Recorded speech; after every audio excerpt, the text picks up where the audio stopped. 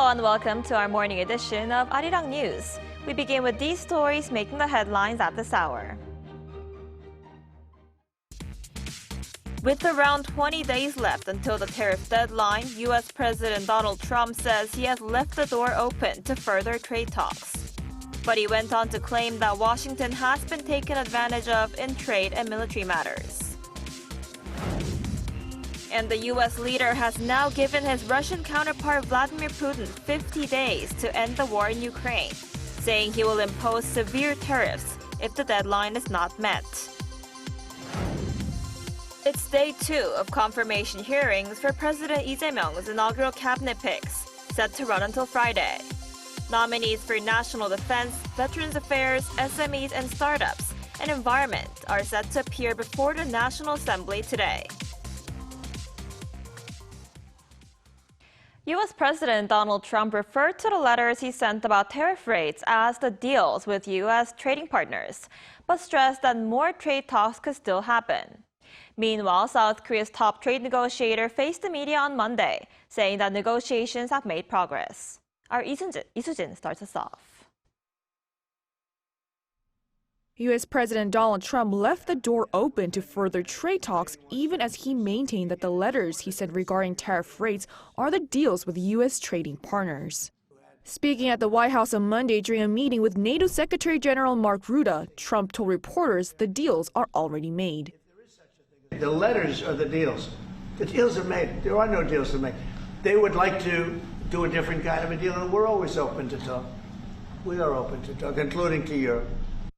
This comes after Trump sent letters to 25 countries notifying them of their blanket tariff rates, starting with South Korea and Japan on July 7 with a 25% rate, followed by the EU and Mexico with a 30% rate. The letters also noted the extension of the effective date for reciprocal tariffs to August 1st, pushing back the previous July 9 deadline. Meanwhile, Trump said the U.S. has been taken advantage of in trade and military matters. He posted on his social media Truth Social on Monday saying that for decades the country has been ripped off on trade and military, adding it has come at a cost of trillions of dollars. However, he did not name any specific country in the post. With less than 3 weeks to go before sweeping U.S. tariffs take effect, South Korea's Trade Minister Yo Han-gu says negotiations with Washington have entered what he calls game time. Speaking to reporters Monday at the Sejong government complex, Yo stressed with under 20 days left, it's now a time for choices and decisions. He added that Seoul is ramping up give-and-take talks to find a landing zone, aiming to secure a broad package deal. And amid U.S. demands to lower trade barriers, Yo also touched on a sensitive topic for the country, the agricultural industry. The trade minister said free trade talks, not just with the U.S. but with any other trade partners, are always, quote, painful. Yo, however, underscored the need for strategic judgment as despite the pain for the agro sector, Korean industry as a whole has taken steps forward from trade deals made in the past. Lee Soo-jin, Arirang News. So as the Trump administration continues to pressure Seoul and other trading partners, South Korean goods will be hit with 25% tariffs starting August 1st if the government fails to reach a trade agreement. For more on what to expect, we're joined by Professor Lee Yoon-soo, Professor of Economics at Seogang University. Professor Lee, thanks for joining us this morning. Good morning. Thank you for having me. So how much impact will the 25% reciprocal tariffs have on the Korean economy? The 25% tariffs as written in the letter by President Trump will likely have a major negative impact on the Korean economy. First, Korea is one of the most export-dependent countries in the world.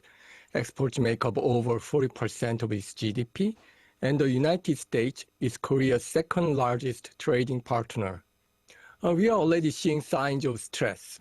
Exports to the U.S. dropped by over 8% in May compared to a year ago, and Korean GDP in the first quarter of this year declined year-on-year basis for the first time since the pandemic. The Bank of Korea has already cut its 2025 growth forecast just 0.8%.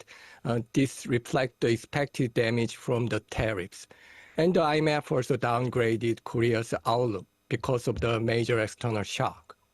If these tariffs remain in place, we'll likely see a very sharp slowdown in the second half of the year, especially in industries like automobile, electronics, and machinery.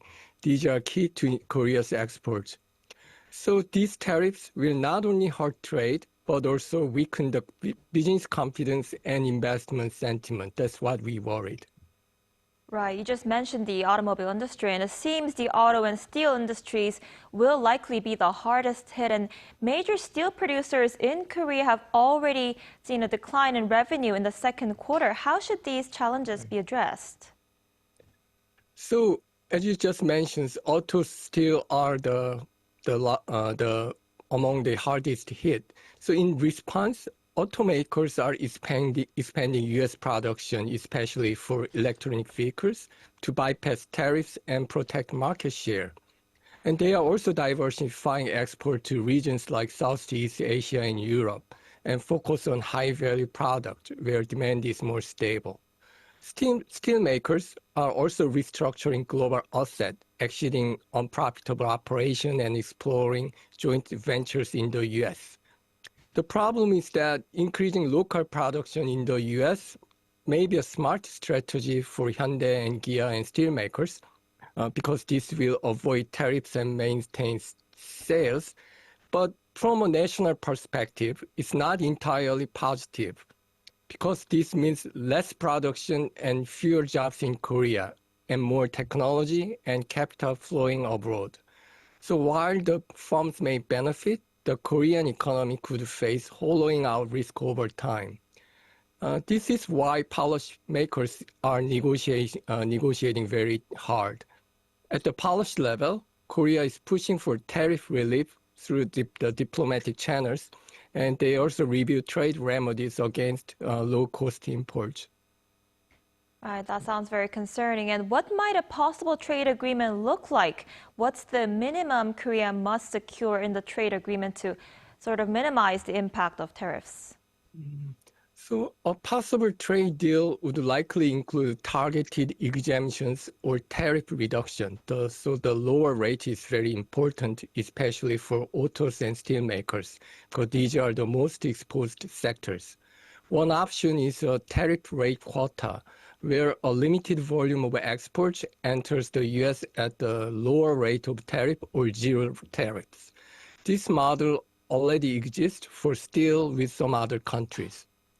Korea should also push for exemptions on key items like electronic vehicles, batteries, and auto parts. These are critical to U.S. supply chains. The minimum goal, if you ask, is to protect core export industry and give companies time to adjust.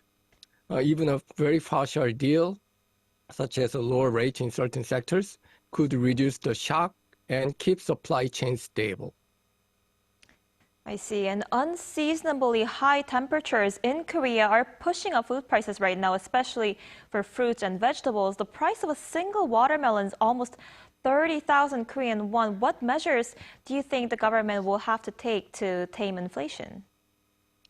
Yes, food inflation is becoming a real concern, especially with fruit and vegetable prices soaring due to extreme heat. A watermelon price now costs over $20. That's a big shock for many households, including my family last weekend. And in the short term, the government may release public stockpiles or reduce import tariffs on key items. And they may offer targeted subsidies to stabilize supply. But this is also a climate issue. If extreme weather becomes more frequent, we'll need longer-term investments in agricultural technology, such as smart farming and climate-resistant crops. That's a big investment for the agricultural sector, I think. Food inflation hits low and middle-income families the hardest. So prices must also include temporary support for these vulnerable groups. Overall, this is not just about the short-term price controls, it's about building resilience in the food system to deal with future climate shocks. Right, I guess it's now up for the government to tame those inflation. All right, Professor Lee, thank you so much for your insight today. We appreciate it. Thank you very much. And U.S. President Donald Trump has also issued a 50-day deadline for Russia to end its war with Ukraine. Trump threatened that Washington will impose very severe tariffs on Moscow if the deadline is not met. Our Lee Seung-jae has more. U.S. President Donald Trump has issued a stern warning to Russian President Vladimir Putin to finally put an end to the war in Ukraine. During a meeting with reporters alongside NATO Secretary General Mark Rutte in the Oval Office on Monday, Trump said Washington will impose very severe tariffs on Moscow in 50 days if there is no deal made to end the war. It's a horrible war, and it should be stopped. And so if it's not done, if we don't have an agreement in 50 days, that's what we're doing, secondary tariffs. And they're biting. And I hope we don't get to the point where we do, but I've been hearing. This would mean 100% tariffs on Russian goods and secondary sanctions on purchasers of Russian oil. The move would also target Russia's trading partners in order to further isolate Moscow from the global economy. President Trump also announced a deal which will allow NATO member countries to purchase American-made weapons, which would be allowed to be given to Ukraine. The deal we've made, this is billions of dollars worth of military equipment is going to be purchased from the United States, going to NATO, etc. And that's going to be quickly distributed to the battlefield. The NATO chief said large numbers of weapons would be sent, including missiles, as part of its first wave of equipment to Ukraine. Meanwhile, with the news of military aid to Ukraine, Ukrainian President Vladimir Zelensky expressed gratitude to President Trump for his readiness to protect Ukrainian lives. I'm grateful to President Trump for his readiness to support the protection of our people's lives. The latest deadline issued by Trump, along with a deal to provide Ukraine with American weapons, comes as the U.S. leader has been frustrated with the lack of progress Putin has made in committing to a ceasefire deal. Lee Seung-jae, Arirang News. Direct passenger flights connecting Pyongyang and Moscow are expected to begin operating on July 27th. According to Russia's Transport Ministry on Monday local time, Russia's Nordwind Airlines will operate a direct route connecting the Russian and North Korean capitals. The move comes as the airline requested approval from Russia's Federal Agency for Air Transport last month to allow a direct route between Moscow and Pyongyang twice a week, and received the approval last week. Currently, the only flights between Russia and North Korea are between Vladivostok and Pyongyang. The Moscow-Pyongyang flight will take about 8 hours.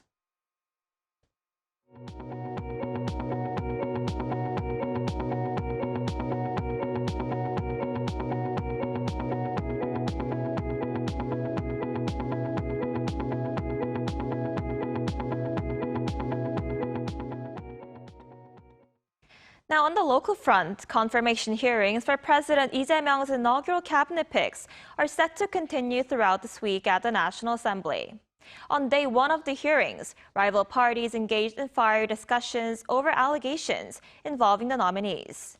Our political correspondent Shin Ha-young has the details. The Assembly confirmation hearings for President Lee Jae-myung's first cabinet got off to a rocky start, with tensions between the rival parties prompting some sessions to be delayed or suspended. National Assembly standing committees held 4 hearings on Monday, including those for the nominees for unification, science, oceans, and gender equality ministers. In South Korea, cabinet appointments are subject to parliamentary hearings but do not require legislative approval to take effect. While the main opposition People Power Party has vowed to examine the nominees' qualifications and moral integrity, claiming many are unfit and should step down, the ruling Democratic Party is backing the nominees, saying there are no critical flaws. The Democratic Party will support the swift formation of the Lee Jae-myung administration's cabinet to ensure smooth governance and help stabilize state affairs. The Lee Jae-myung administration's first cabinet lineup is completely flawed. None of the nominees are qualified. There are concerns that the hearings will just become a stage for baseless excuses and lies. During their hearing for Unification Minister, nominee Chung Dong-young emphasized the need to improve relations between South and North Korea and restore peace on the Korean peninsula. He also said the ministry's name should be reconsidered and discussed in the National Assembly, suggesting Ministry of the Korean Peninsula as one possible option. Chung has been stressing that renaming the ministry would help focus on making peace on the Korean Peninsula a top priority. The Jae-myung administration needs a fresh start. As part of that, I believe it's time to consider changing the name of the Ministry of Unification. Kang Sun-woo, a DP lawmaker nominated for Minister of Gender Equality, faced a rough start to her hearing amid intense debates over allegations of workplace abuse. With 18 nominees, including 16 ministerial candidates, scheduled to appear before the National Assembly over the course of the week, the political standoff between the rival parties is expected to continue. 신하영, Arirang News. While most are staying indoors to beat the heat, some are sprinting right into it. And they're not doing it alone. Our Park Hyo-bin has a story. It's 7 p.m. on a humid summer evening, but the heat hasn't stopped these runners. People stretch, chat, and tie their shoelaces, getting ready for their weekly run. I really feel like I've become healthier through running. Even when it's tough in the summer, I think of it as a double XP event, so I push myself even harder. When I run with the crew, I get more energy from the people around me. I end up running further than I could on my own, and I enjoy it more too. They're the Seoul Running Crew, a free community running program held at 3 locations across Seoul. Every Thursday evening, runners meet up and split into beginner, intermediate, and advanced levels. Right now, I'm running with the crew members here at Seoul Yeouido Park, and even when the sun's nearly gone down, the heat is intense and so is the energy. Led by professional coaches, including former national athletes, participants are guided safely based on their pace and fitness levels. Since this season kicked off in April, all 60 spots at each location have been fully booked every single week. To support this growing fitness trend, the city has even revamped its infrastructure. Take Yeouido Station right in the heart of Seoul's business district. It now features a runner station, a dedicated facility for joggers equipped with lockers and changing rooms, so office workers can head straight out for a run after work. The station also offers live weather updates, UV levels, and wind speed, so runners can check if conditions are safe to run. There are also checkup sessions for beginner runners, helping them find the right pace range and recommending routes that match their fitness level. Despite the sweltering heat, more and more people are lacing up their shoes and hitting the asphalt. For them, summer nights aren't just about beating the heat, they're about building community, pushing limits, and making the city their own. Park Hyo-bin, Arirang News.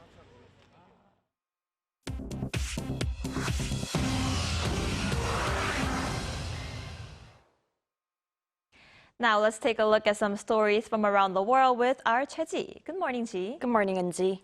So let's begin in Syria, where dozens have been killed in armed clashes in the country. Fill us in on this. Sure. Sectarian clashes in southern Syria's Sweda region between fighters from Syria's Druze community and Sunni Bedouin tribes have left more than 80 dead and dozens more injured on Monday. The UK-based Syrian Observatory for Human Rights said that at least 89 people were killed and dozens injured after armed confrontations broke out late Friday following a series of targeted kidnappings. The clashes were reportedly triggered by the abduction of a Druze merchant on Friday along the Damascus-Sweda highway. Druze fighters responded by attacking Bedouin tribal groups accused of involvement. The SOHR said the people killed included Druze fighters, Bedouin fighters, civilians, and security personnel. The country's interior ministry said national security forces have been deployed to the region to restore order. However, fighting continued in western parts of the province. This marks the latest outbreak of deadly sectarian violence in the country since Islamist-led rebel forces overthrew President Bashar al-Assad in December. Moving over to the United States, a fire at an assisted living facility in Fall River, Massachusetts, has killed at least 9 residents and injured dozens. Late Sunday night local time, a fire broke out at the Gabrielle House assisted living facility, where 70 residents were living. Many of them had mobility issues and used wheelchairs and oxygen tanks. The 9 residents who died were in their 60s to 80s and were likely unable to evacuate without help. At least 30 others, including firefighters, were hospitalized. Massachusetts Governor Maura Healey described the scene as unimaginable and credited first responders with preventing an even greater loss of life. The U.S. Supreme Court on Monday sided with President Trump's administration, lifting a lower court injunction to clear the way to implement sweeping workforce reductions at the Department of Education. The injunction had required the reinstatement of nearly 1,400 employees dismissed in March as part of plans to dismantle the department. The court's unsigned order enables the Education Department to dismiss almost 40% of its staff, as originally planned under an executive order aimed at returning key duties to other federal agencies like Health and Human Services. Further legal challenges are continuing in lower courts. Finally, the first image from HBO's Harry Potter TV adaptation was unveiled on Monday, marking the start of production at Warner Bros. Studios, Leavesden, in the United Kingdom. The photo shows actor Dominic McLaughlin playing the iconic role of 11-year-old Harry Potter, characterized by the round glasses, forehead scar, and the Hogwarts uniform. Crews have already constructed a replica of Private Drive, where the story begins, to faithfully accommodate the setting of the book for the 7-season saga. The actors who will play Hermione Granger and Ron Weasley have also been confirmed. The new TV series is expected to take 10 years to complete.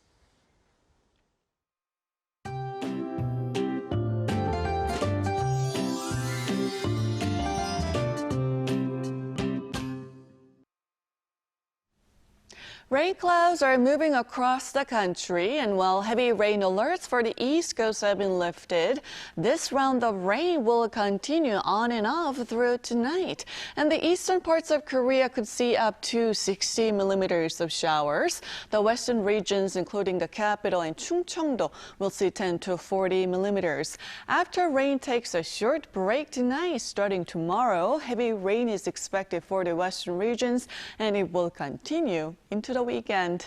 And with frequent rain expected this week, we won't experience the intense heat we saw last week. Seoul, Daegu, Busan will be getting up to just 28 degrees, Gwangju at 29 degrees Celsius, but strong winds will continue nationwide.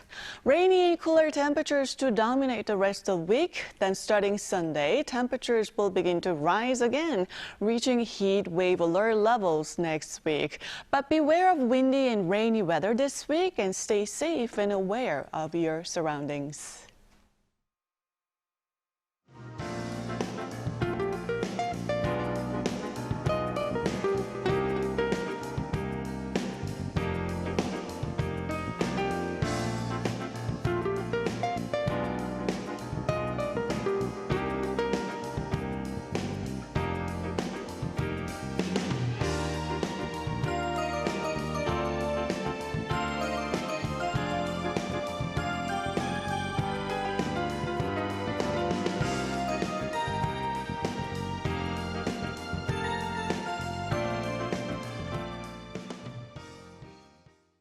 That's all we have for this morning. Arirang News will be back at 5 p.m. Korea time. Thanks for watching.